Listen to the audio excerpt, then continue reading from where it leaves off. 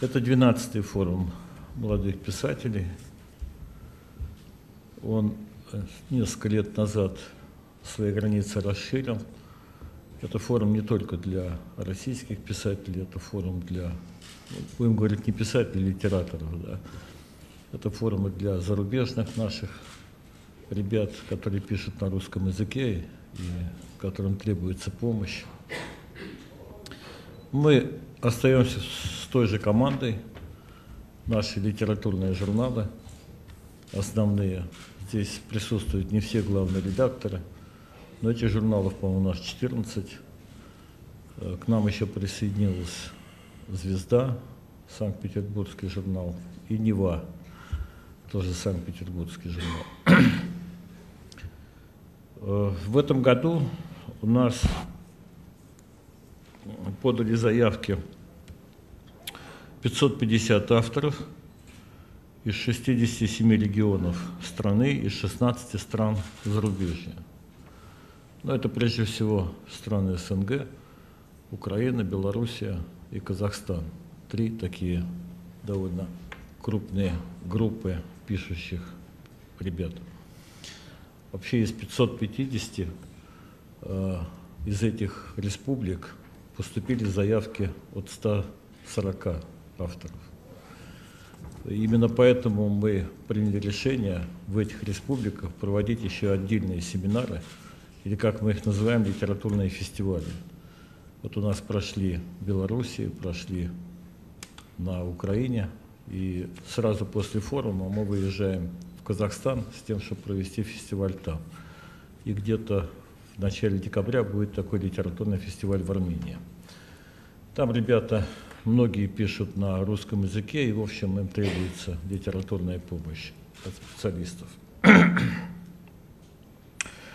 Но многие ребята пишут, и пока, я так понимаю, выбирают те жанры, которые в будущем будут составлять их основную, так сказать, работу. Поэтому, если говорить о произведениях, мы получили 662 произведения прозы, поэзии, критики литературной, драматургии, перевода и детской литературы. Вообще в этом году меня очень поразило, конечно, количество хороших оценок. Значит, мы не меняем свои, так сказать, координаты, и также было 5 оценок. Оценка первая была обязательно пригласить, непременно пригласить. Вторая оценка просто пригласить. Третья оценка была пригласить, но во вторую очередь. Четвертая оценка не приглашать. И не приглашать никогда. 5-я оценка. Вот они примерно так распределились. У нас 185 человек получили высшие оценки, 142 хорошие оценки, 90 не приглашать, а приглашать во вторую очередь 128 человек, и не приглашать никогда 5 человек. Эта цифра довольно стремительно уменьшается, потому что в первые годы было очень многие ребята, которые, или много ребят, которые, вообще говоря, либо были бездарные, но таких, может быть, было меньше, но были те, которые использовали литературную процедуру свою, или процесс, или принадлежность к литературе для того, чтобы выразить свои биологические пристрастия. Противно было, в общем-то, честно говоря, читать, там никакой литературы не было, и было очень много хамства.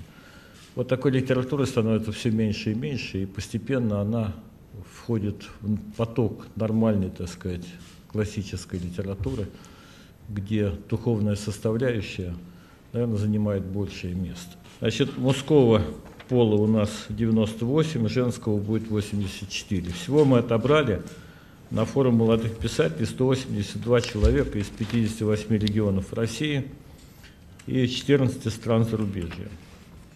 Впервые в форуме будет принимать участие 79 человек. Это почти половина, и это все ребята, которые получили высшие оценки. Вот это меня очень вдохновляет, потому что приходят ребята, которые уже в какой-то степени готовы к тому, чтобы разговаривать на хорошем уровне о литературе. Из Москвы было 200. Вот всего, да, всего за 12 форумов молодых писателей у нас прошло 1130 молодых литераторов, а с учетом многоразового участия многих 1949 за 12 лет. Из 78 регионов России и 23 стран зарубежья, в том числе из 9 стран СНГ. Из Москвы у нас было 200, из Санкт-Петербурга 67, из Свердловской области 25, из Татарстана 24, из Башкортостана 20, из Республик Северного Кавказа 48, из Беларуси было 19, Казахстана 15 и из Украины 25. Это вот то, что прошло через форум молодых писателей. Мы особое внимание уделяем детской литературе, поэтому каждый год проводим, помимо форума молодых писателей, проводим семинар детских писателей в музеях-заповедниках наших классиков. В этом году такой семинар был в Константиново, на родине Сергея Александровича Есенина. В прошлые годы это была родина Некрасова, Толстого, ну, в общем, всех наших классиков, выдающихся. И особое внимание мы уделяем Северному Кавказу. Северному Кавказу, потому что там пока голоса интеллигенции почти не слышно. Там в основном политики, в основном военные, и нам очень хотелось бы, чтобы заговорила интеллигенция, потому что через литературу тех ребят, которые пишут, сегодня есть уже возможность осмысливать и видеть анализ молодых писателей на те процессы, которые происходили в прошлом и которые происходили вот последние, так сказать, годы. Я должен сказать, что из Северного Кавказа наиболее сильная группа писателей и критиков находится в Чечне.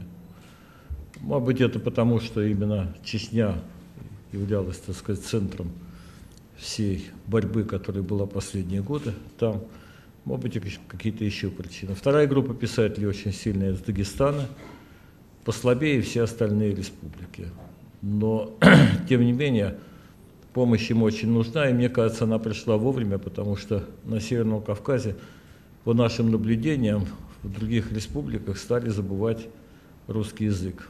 Хотя должен сказать, что сегодня дискуссия, она обострилась в этих республиках, на каком языке писать, на национальном или на русском языке.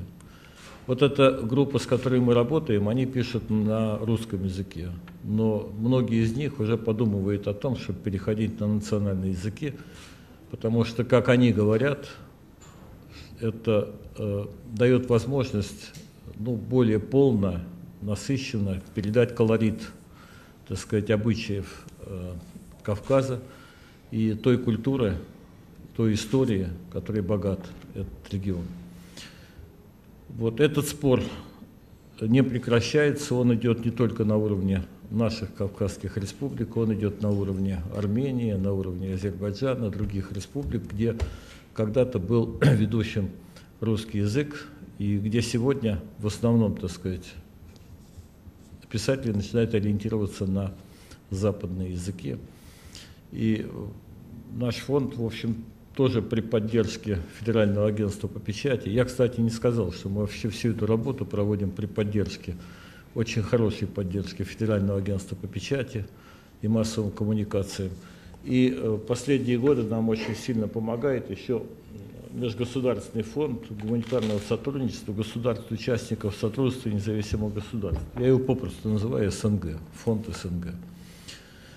Тоже очень помогают, потому что эта проблема, в общем-то, она стоит не только в России, она стоит еще и в тех странах, которые были бывшими республиками Советского Союза. Если говорить о тех оценках, которые получили наши ребята за свои произведения, я должен сказать, что оценки высокие, но замечаний рецензентов все равно очень много.